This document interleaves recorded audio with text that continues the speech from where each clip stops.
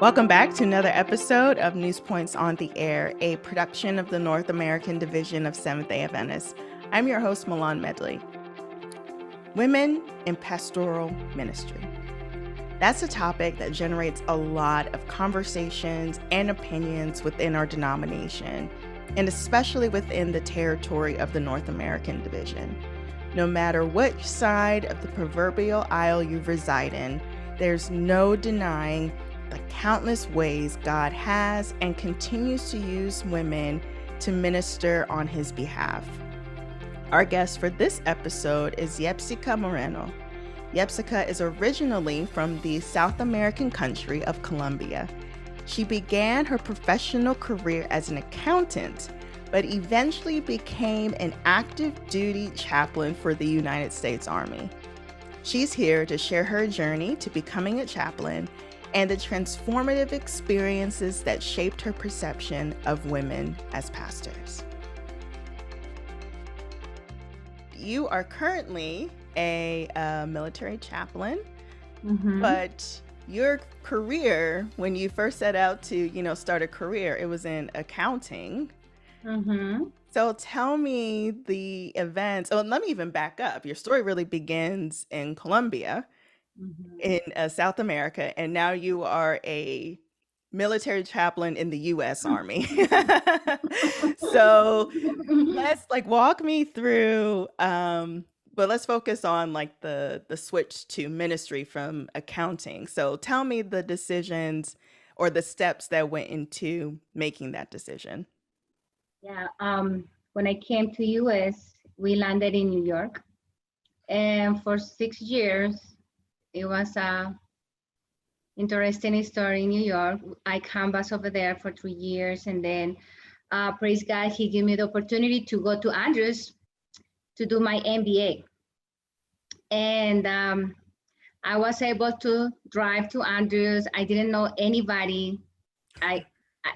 And when I told people, I'm going to Andrews, and some people, they discouraged me. What are you going to do there?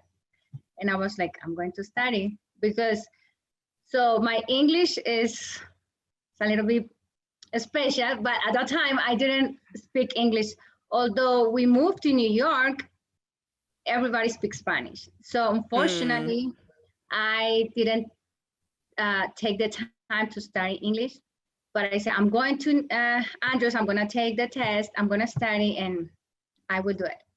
So And may I ask, just briefly, what led you and your family to come to the United States? What led you to New York?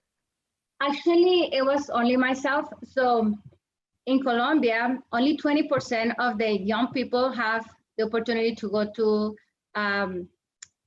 higher education. We have to pay for everything in there. So the young people who are born here, they have many privileges. We have to pay everything, kindergarten and so on, everything. So when I went to Seventh-day Adventist University in Colombia, I didn't have the resources to study.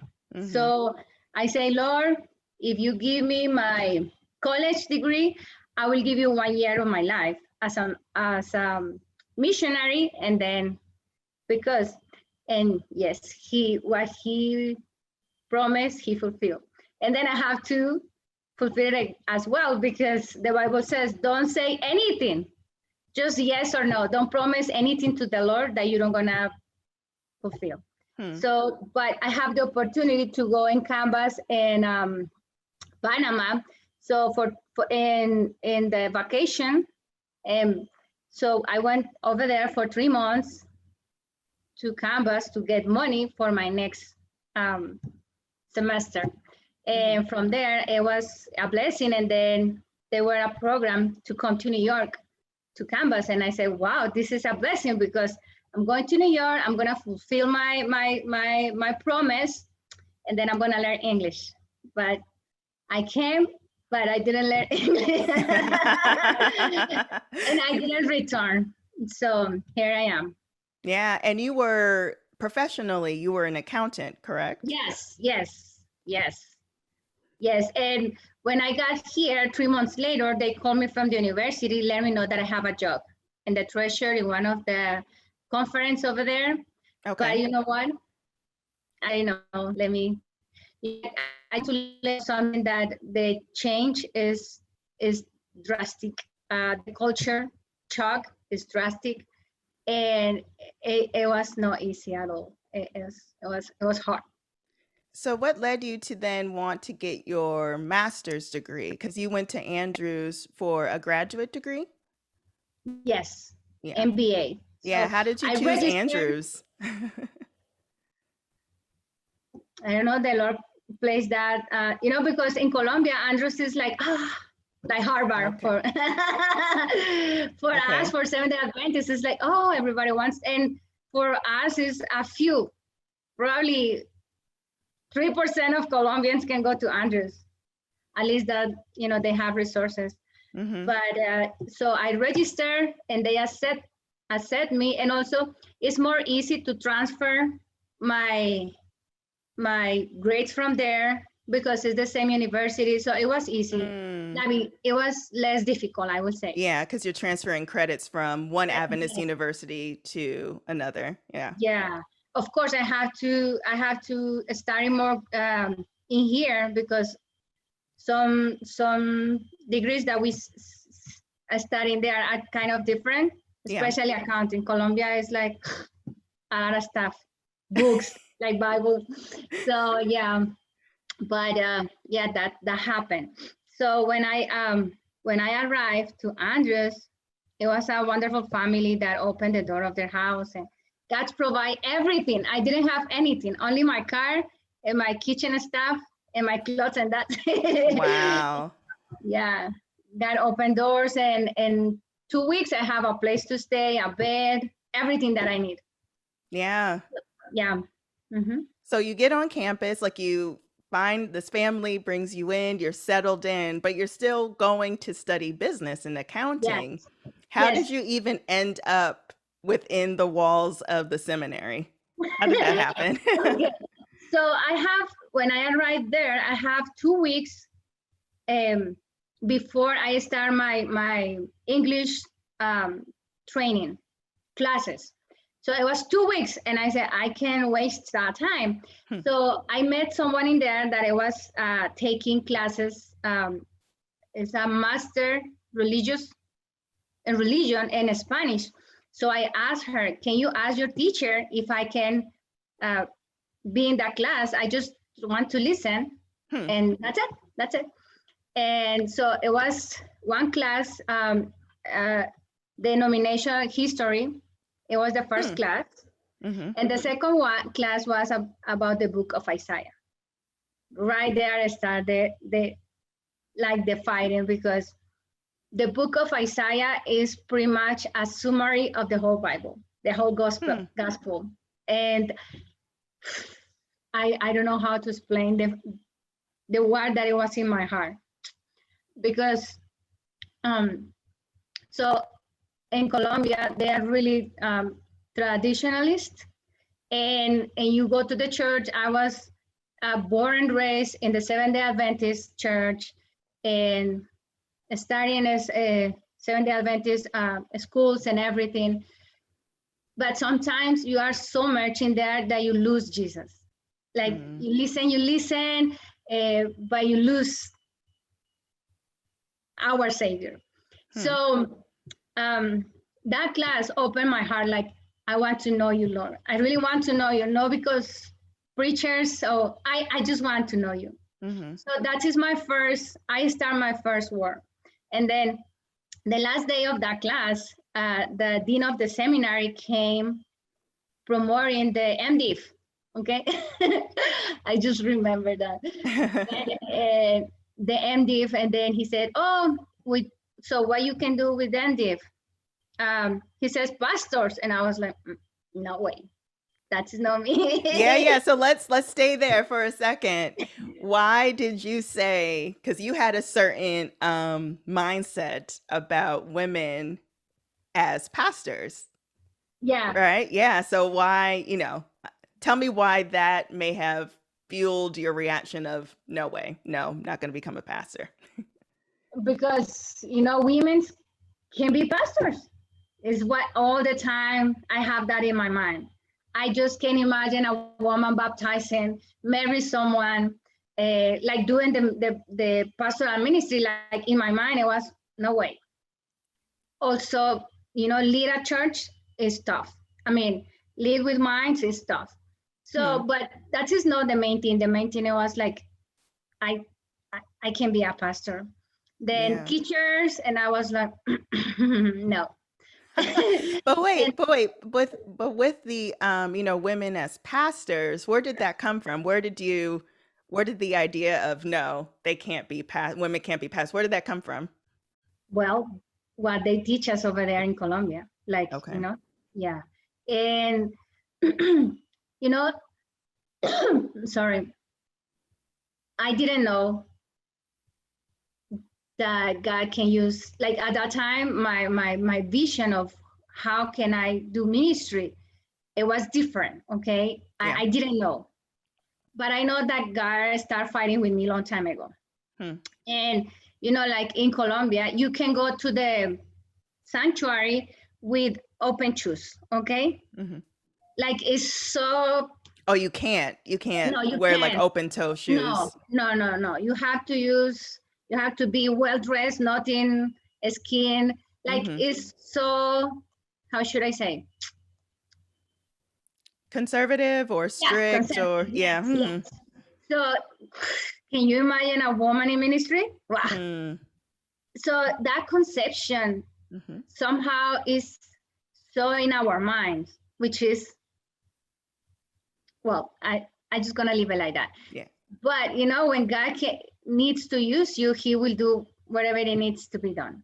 Okay, so when he said, he said pastors, he said teachers, and he said then chaplains in hospitals, army, because they need chaplains everywhere. So I have been hearing about chaplaincy. So I said, well, okay, let's do this, because first is my desire to know the Lord, and second, I would like to be a chaplain. That I think that is my line.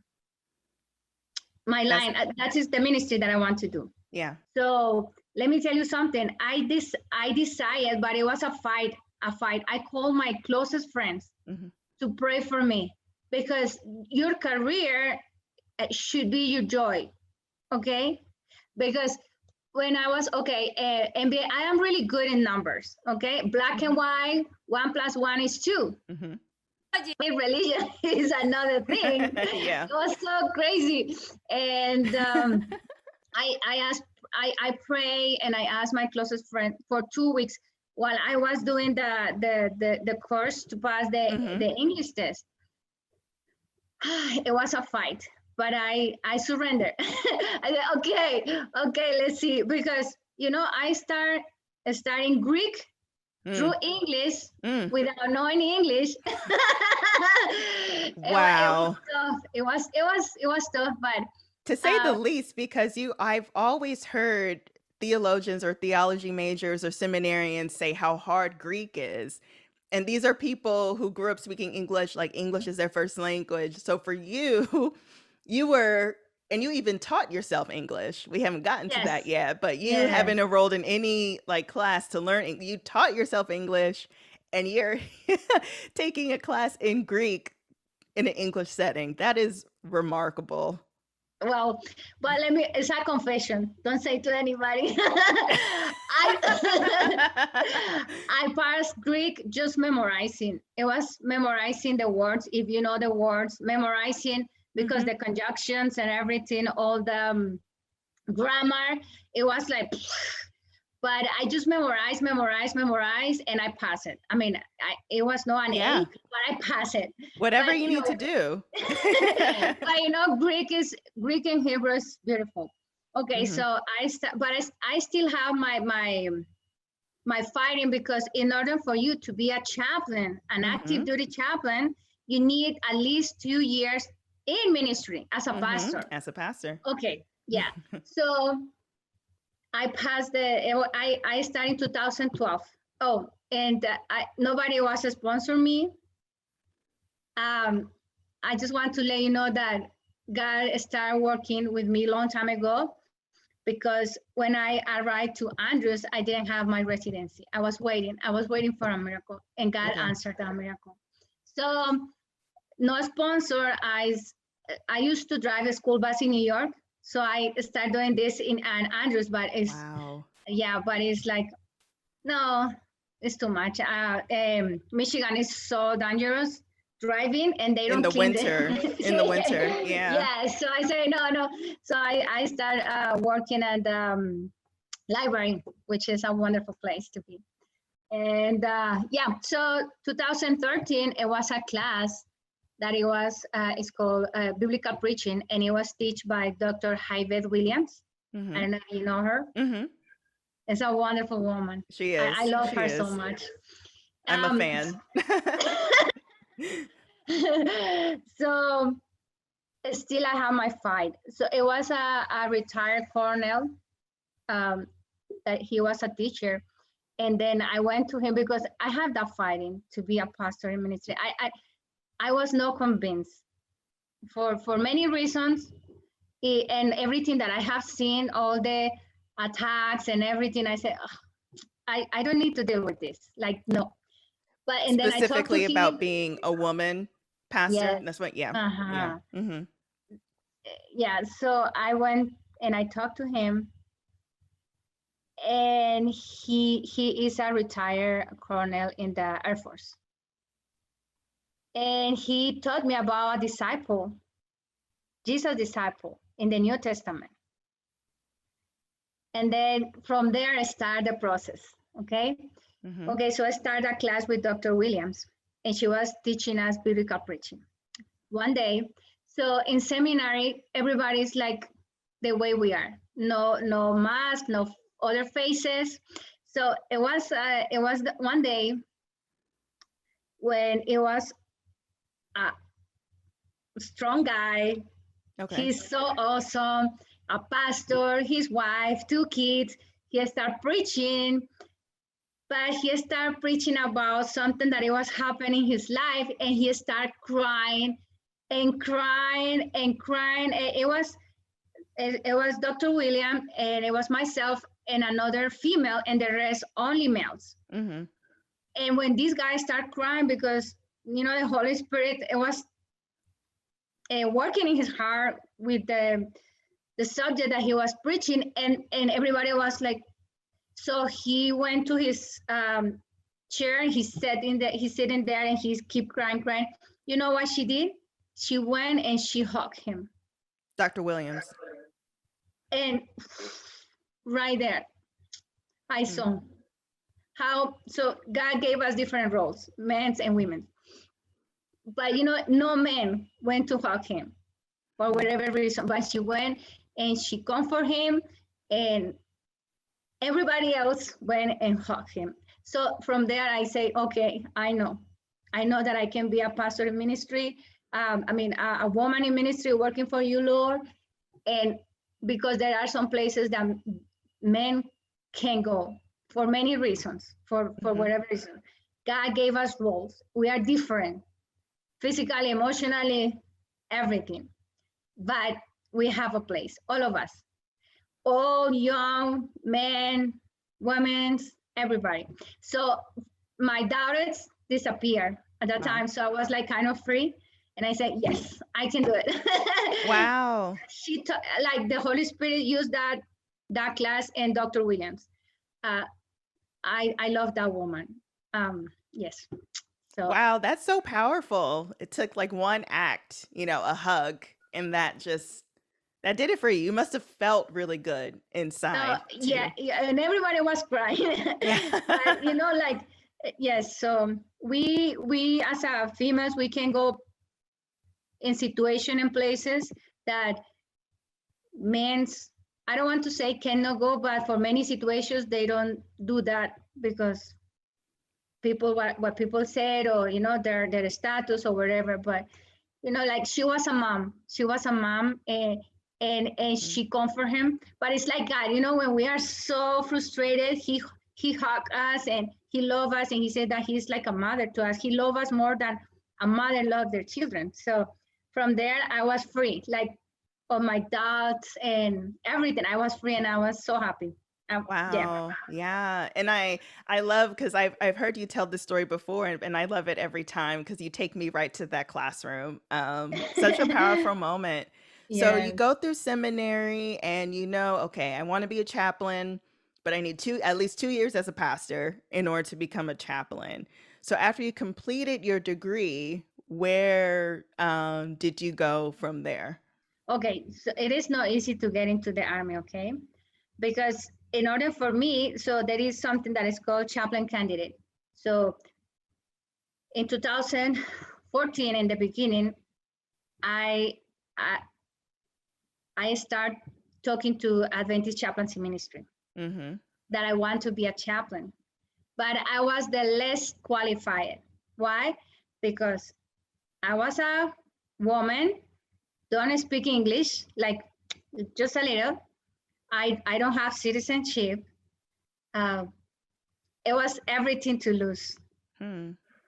because and I was, well, that is not a problem, but I was already, no, like 15, 20, 21. I was already an adult, Okay. young adult. Mm-hmm. So, but God is good. When someone says you can do it, I say, yes, I can, and I just fight for it. So I did everything. And when my former director, he called me, he said, from 300 people that apply for that position, chaplain candidate, only 7, they choose only 7, and you are the only female, Colombian, and Seventh-day Adventist Latina that it was. So that is how the Lord was telling me this is the way to go.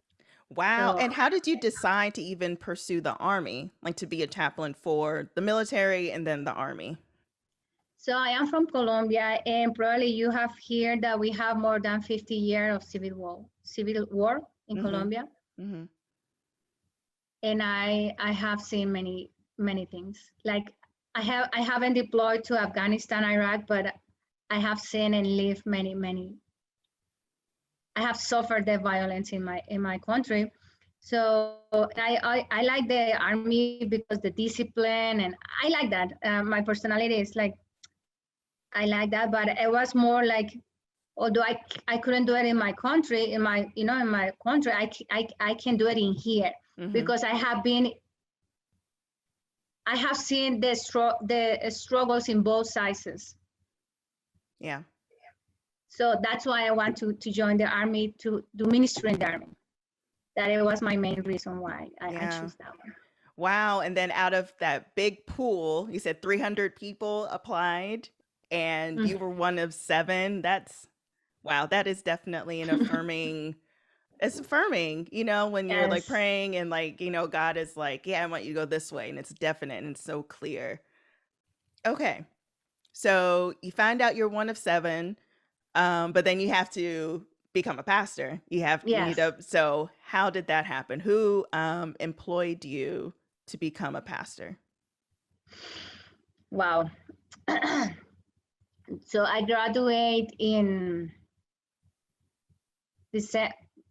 I marched in May 2015, but I have to finish one class, so I graduate in 2000, the same year in December. Mm-hmm. So every time that is graduations, all presidents of conference, they come and they interview people.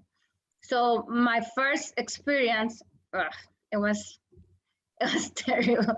Oh. I said, wow, Lord. I did that. It was in 2015, half of the year. But then next year, they came. It was 2016. And I think it was like March. So you have to register, like, I want to apply to this conference.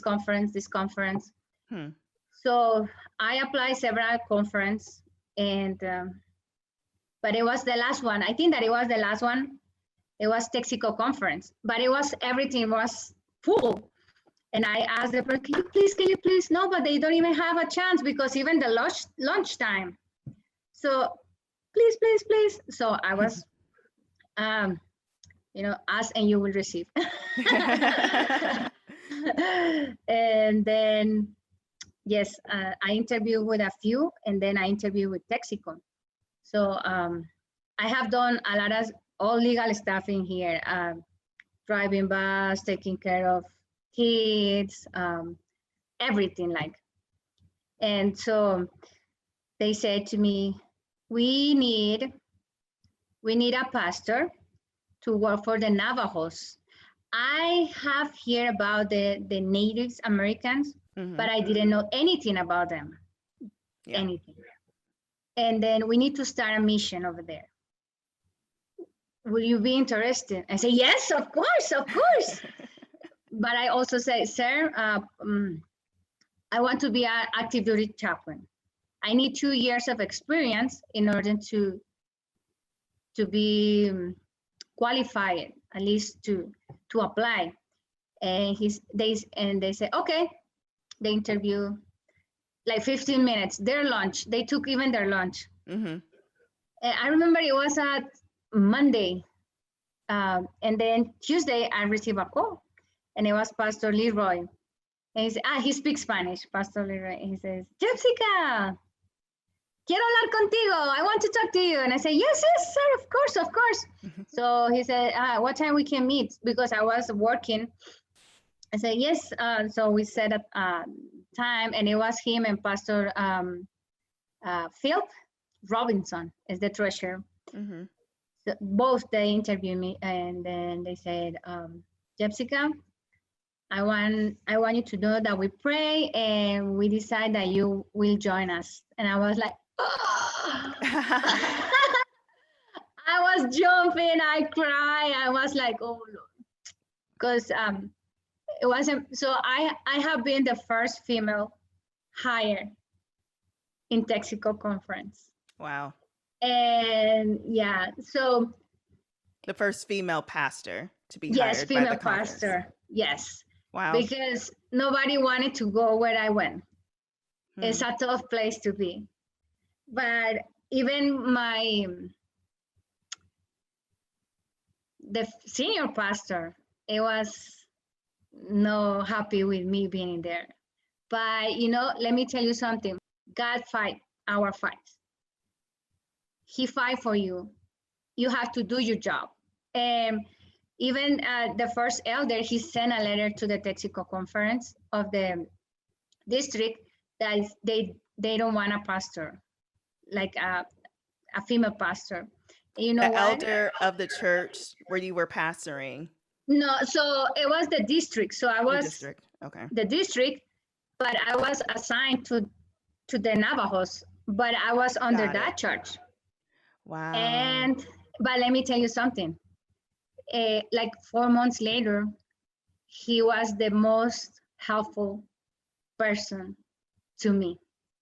We have a wonderful, he's a prior Air Force guy, and he took the time to know me. And wow. He changed his mind. And you see, that's why I say I don't fight. Like I used to fight because I am a woman that I speak up. But the Lord took me there to teach me that I need to trust in him, and I need to fight for the Lord. How? Preaching the gospel, try my best to be a light for the people. And when I need to speak for him, but he will fight for me. Like David, he fight David's battles, see? And like when Abigail said to David, Lord, you fight God's battles and he fight yours.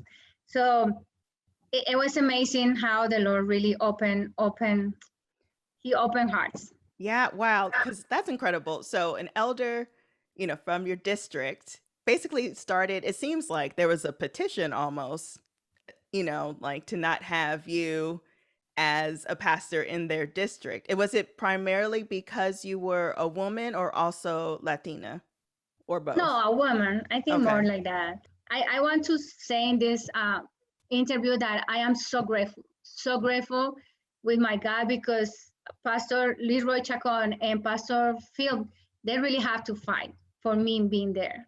They get in troubles because they hire me, because Texico is a lot of Latinos. And they have their mind. I don't want to change it, but um, they were in troubles because of me. And they fight for me, and they believe in me, and they saw my work. And yeah, so I am so grateful. I am so grateful. They support me. I have to go 3 weeks every year to training in the reserve. They always gave me the permission. I am so grateful. I'm so grateful for them. Yeah. So let's talk about your work with the Navajo, in the Navajo Nation. So what was that like? Because, that's a different culture as well.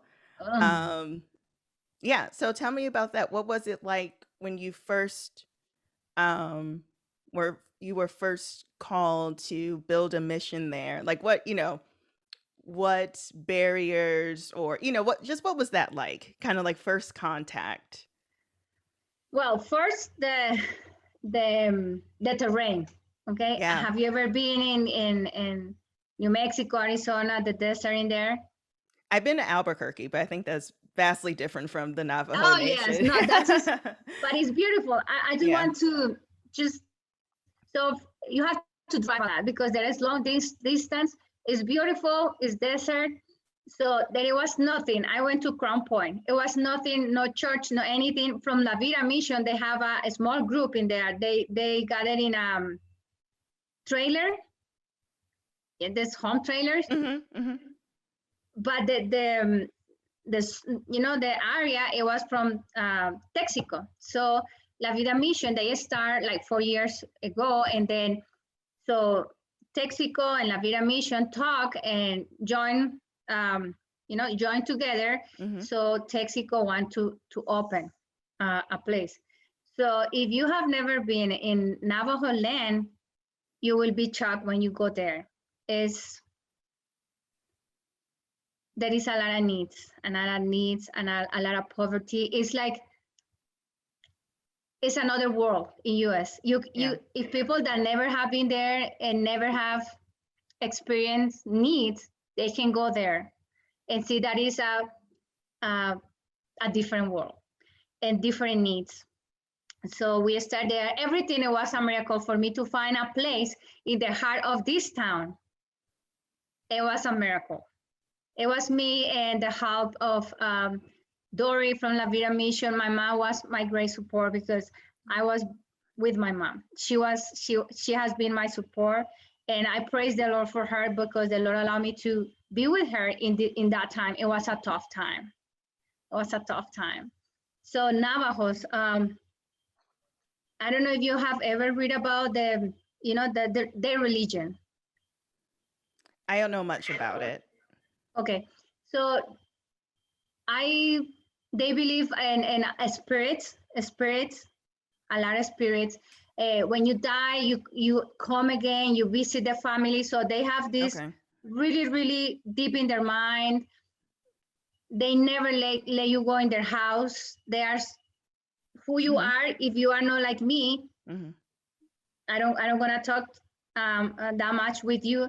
They are really like, they are not easy to get in contact with. But La Vida Mission already started, the work like John the Baptist, and I face many challenges, but I think that the biggest the challenge, the biggest the blessing, because it's God working in my heart.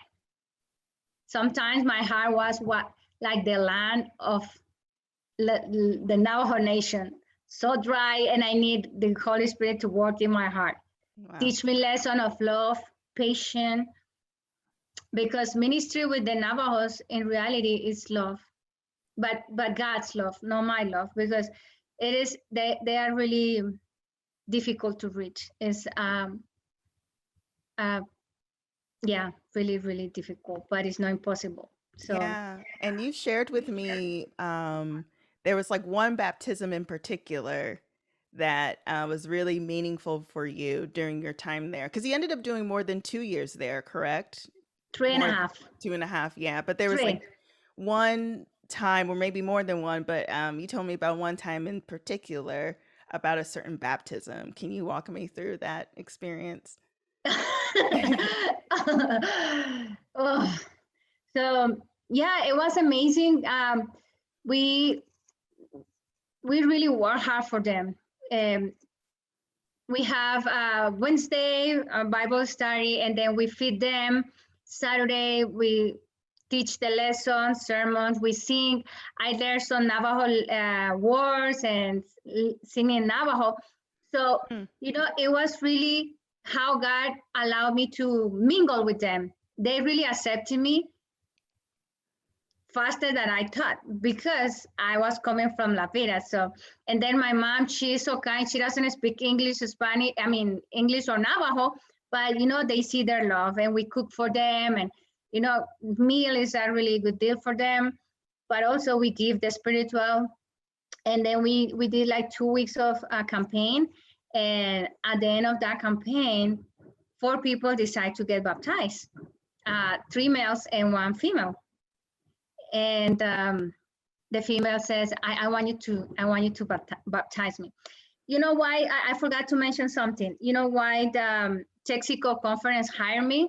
One of the reasons, and I think that is the main reason, is because the Navajo Nation is matriarchal. So yeah, and she wants me to baptize her. And Pastor Steve, the director of the mission, La Vida Mission, I talked to him and he says, Pastor, she asked me to baptize her. And he said, so what? I was like, because when some people hear that I was going to baptize, the problem is time again, because I am a female and I shouldn't baptize. So he These really, were other leaders or members? So, okay. yeah, no, leaders. Okay. In And the same conference.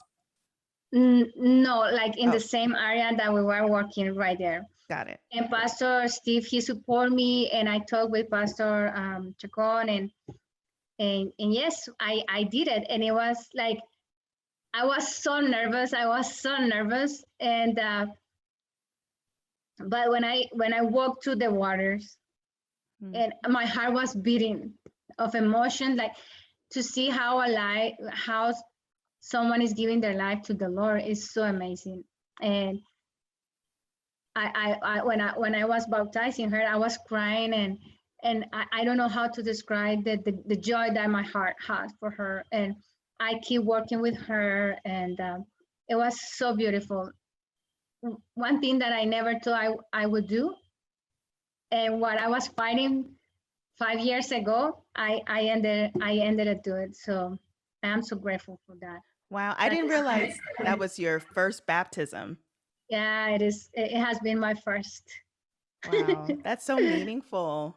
Yes, it's just something that I can't describe. I just imagine when someone baptized, if my joy, and I am a human being, sinful, how is in heaven? How is in heaven when someone gives their life to the Lord? So, yes. And now you've mentioned how supportive your mom is, and especially like during that time. And I was going to ask you how your family responded to you becoming a minister, because you said, in Colombia, there's like this tightly held conservative view about women in ministry. So did your mom also have that viewpoint? Yes. In Yeah, the okay. beginning, yeah, in the beginning, she was like, she didn't understand well, but since she walked with me, okay, and she saw everything that we have to face, and people talking in my face when these big meetings, camp meetings, Mhm. and some people, they just say things in your face. But she also have seen how the Lord has guided me and how he has protected me, because nothing can touch the children of the Lord. Nobody. And it's up to you. Like, you choose to allow people to hurt you. Okay. Like, you have to check it off. It hurts a little bit, but then you have to move on, because, like, you are working for God, and this is what you have, and you need to show that you really love this, and you are committed to do ministry. And she really support me 200%. And yeah, I'm so grateful. But she was also like, she didn't say many things, but the way sometimes she said, answer questions, or just realize, because like a woman baptizing, never ever, like never ever. Yes. So, wow. Okay, so you were there for 2.5 years. three and a half. 3.5 years. And then you transitioned to where you are currently now, because you're in Colorado now. Can you talk about that transition to from working on the mission to, and then we can talk about what you're doing now. So when it was 2 years and a half, I submitted my documents, but the commander of my division in the reserve, he denied my resign, because there is they don't have a lot of reserve chaplains. And then I went to ACM. I want to say thank you so much to Chaplain Anderson and Bill Core, because they are great supporters, and they find ways to help us out. And then, but when he denied my request, it's a colonel. I was frustrated. I was really frustrated. But then, like a few hours later, I realized that God's time is perfect. It's perfect. And I need to stay more in there for me, myself, to learn more, to serve more of him and less of me, because I am not easy. The Lord has to work every day in my heart, because it's like a fight. Your worst fight is with yourself every day. So yep. And then it was a change of the policy in 2019 regarding chaplains. So the local command, they don't have any more like power over us, but the chief of chaplains. So when that happened, I applied and I was selected. So I received the letter. I have to report to Fort Carson October 1st, and I received the letter September 4th.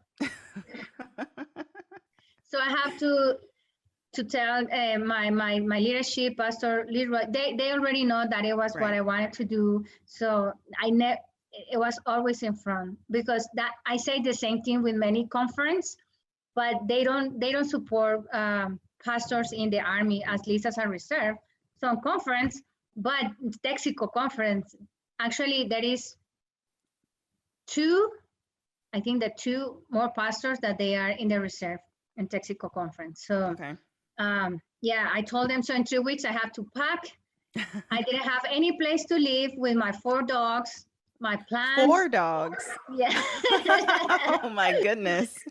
My mom, my 4 dogs, my plants, and yes, so and the whole big family right there. Yes. So, but I want to share something also. Yeah.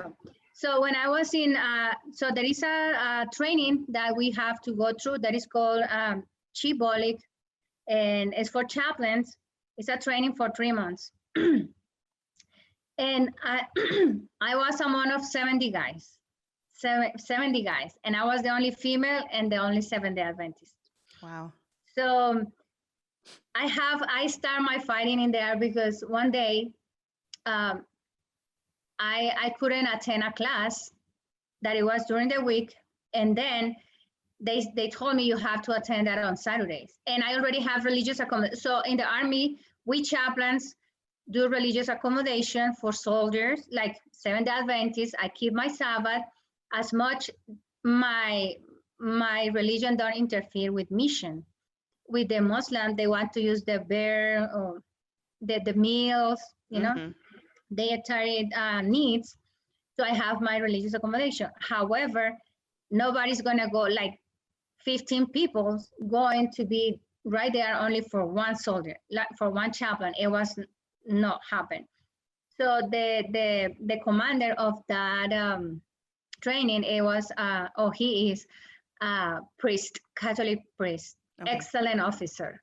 He's like tough, and he's a commander. But in that 3 weeks, he never like approached me to say, "Hello, Chaplain Moreno." Like I never saw his face like looking at my eyes. But then my leader of my platoon, a major, she said, "Chaplain, you need to go to that training because if not, you can graduate." And I say, "Ma'am, I can't. It's on my day, my Sabbath day." And she said, "But what is going to happen? It's not going to happen anything." I say, "No, ma'am, it go against my principles, my belief." So then the commander said that I need to go and talk to him one-way conversation. So one-way conversation means he speak and you shut up. And then, so that's not a conversation. So, but they try to like, I don't want to say threaten me, but like scare me. Mm-hmm. But in my mind, I have passed so many things that I don't have to be afraid of a human being, okay? And then, but of course, with all the respect, I respect everybody. So I went and he said, "Chaplain Moreno, it is true that you want to be a chaplain?" I said, "Yes, sir." "Why?" So he started yelling at me. Mm-hmm. And he says, "You don't want to be an army chaplain, but why you don't want to go there?" I said, "Sir, that's go against my beliefs. It's my Sabbath day." So he says, "Get out of here. I don't want to see you. You don't gonna graduate. You only want to be you have to be a chaplain in the civil life." So I was like, and it was like a Tuesday. And then it was Tuesday when he yelled at me, and so I called Adventist chaplains in ministry, and they were ready to fight for me. But I said, "Just wait, let's see what happened, because I know God will do a miracle. I prefer a miracle." And Thursday, I was going outside the building, and it was coming, and he looked at me and he said, "Chaplain Moreno, I don't know to whom you are praying for, but your training has been changed to Sunday." Wow. And you know what? I couldn't. I just kneeled right there and started crying because it was just a miracle. It was something like it was a miracle.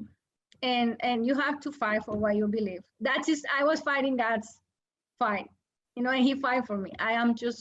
It was so amazing. And my platoon sergeant, now he is in the division in here. I met him 5 years ago, and he still remembered. "Wow, Chaplain, you were so faithful." And it is nothing, because that is the minimum that the Lord requires from us. But it's just so amazing. Wow. Another one of those like affirming moments in your journey and your life and your relationship with God. That's incredible. So, but now currently you are a captain and you are active duty Army chaplain. So what do you currently what do your kind of like day to day, what does that look like for you? Like how many troops or soldiers are you ministering to? What's overall like your main responsibilities as an Army chaplain? So I am a battalion chaplain. We have almost 800 soldiers. We have 4 companies. One is the biggest. And like, for example, every day I wake up really early, do my devotional. I have to exercise, because one of the things that Army require for you have to be fit, at least the minimum. If not, they are kicking out many people because they are overweight or especially I am not a teenager anymore, so I need to really take care of myself. And even if I am not a teenager, everybody needs to take care of themselves. So have to exercise 1 hour and an hour and a half, and get ready, go to work. I have to start around 8:30. So we chaplains have two roles. We are pastors and we are officers. So we advise the commander in matters of religion, ethics. Let's say we're going to deploy to Afghanistan. They need to know how we can approach them, because we need to respect them. We are not going there to change their mind. We need to accommodate, to facilitate. Also, as a chaplain, also I facilitate others' religions, soldiers, different religions practice, like Muslims, Jewish. I need to, if, for example, I don't baptize children, there is a soldier, I said, ma'am, I need to baptize my child. I said, I'm going to search for a priest, Catholic priest. So I accommodate, I facilitate, okay? And the pastoral area, counseling soldiers. We brief the commander with suicidal prevention. We have to provide, so we have a strong bonds. We have to provide events for the couples, for singles, for the whole family. So it's like, we have this, we nurture the living, care for the wounded, and honor the fallen. We have to perform, to officiate funerals. When there is a lost, we need to be there present. So it's like we have a lot of work to do every day. So tomorrow we start 1 week on the field. Yeah. So you have to be there, sleep in a cot, eat MREs, be ready in the time. Like it is amazing, but it's another world. Like it's another world, and you have to be fit emotionally, spiritually, physically to that, because there is a lot of demand. As a chaplain, we don't proselyte, so we don't preach about my 28 fundamental beliefs. But if someone sees something different and they say, "Hey, man, what is your religious? What is all about?" Then I have the opportunity. But pretty much, we care for you. I really love my ministry. I'm so grateful for all the people that have been by my side, supporting me, helping me, encouraging me. I have cried many times, like, because this ministry is very lonely. And yeah, so I am so grateful. I am so grateful with my mentor, as a former director of the ACM, Pastor Chaplain Gary Council, and his wife Joyce. They have been so awesome. Thank you so much, and especially considering you have to wake up early tomorrow.